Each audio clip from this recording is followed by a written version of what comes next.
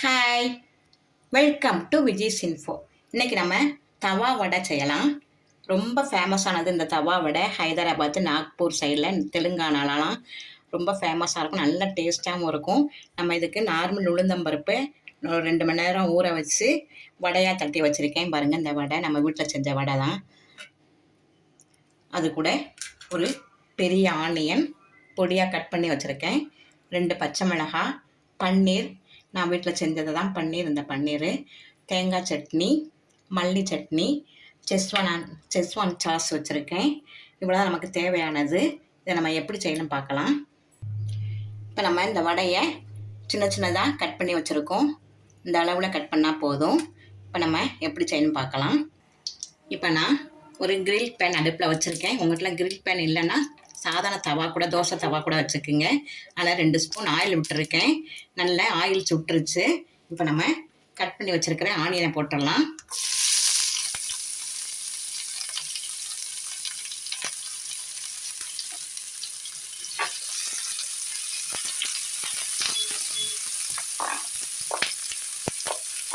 ரெண்டு நிமிஷம் இந்த ஆனியன் வதங்கட்டும்.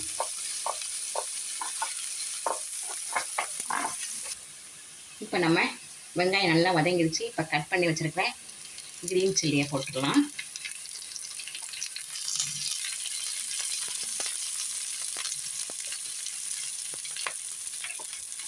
இப்போ இதில் நம்ம பொடியாக கட் பண்ணி வச்சுருக்கிறேன் வடாவை போட்டுடலாம்.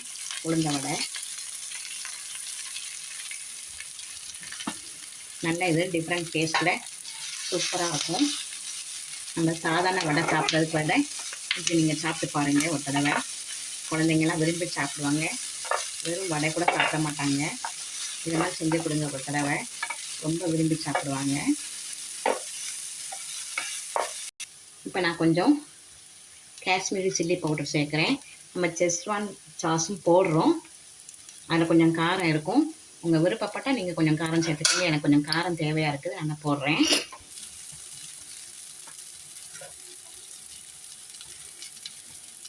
இப்போ நம்ம வீட்டிலே செஞ்ச பன்னீரை கொஞ்சம் தூவி விட்டுறலாம்.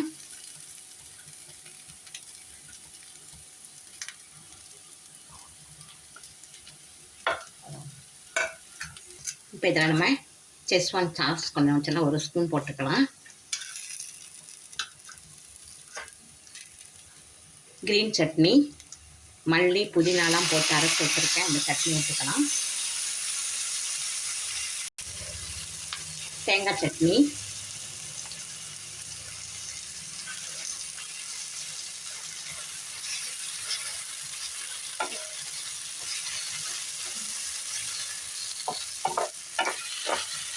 இப்போ நான் 1 ஸ்பூன் தயிர் விடுறேன். நான் போடலை, அப்போ சொல்கிறப்ப தயிர் சொல்லலை, மறந்துட்டேன்.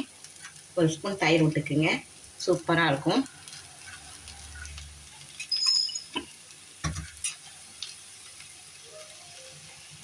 கடைசியில் கொஞ்சம் பன்னீர் தூவிடலாம். அவ்வளோதான், செம்ம டேஸ்டான தவா வடை ரெடி ஆயிடுச்சு. நான் இப்போ ஒரு தட்டில் வச்சு காட்டுறேன். நல்ல டேஸ்டான தவா வடை ரெடி ஆயிடுச்சு பாருங்கள். பார்க்குறதுக்கு எவ்வளோ அழகாக இருக்குதுன்னு.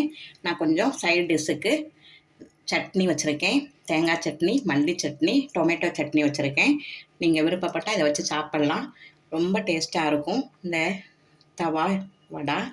எங்கள் வீட்டில் எல்லாருக்கும் செஞ்சு கொடுத்து அசத்துங்க. இந்த ரெசிபி உங்களுக்கு பிடிச்சிருந்ததுன்னா லைக் பண்ணுங்கள், ஷேர் பண்ணுங்கள், சப்ஸ்கிரைப் பண்ணுங்கள், பெல் ஐக்கானை தட்டி விடுங்க. மற்றும் ஒரு நல்ல ரெசிபி உங்களை சந்திக்கிறேன். பாய்.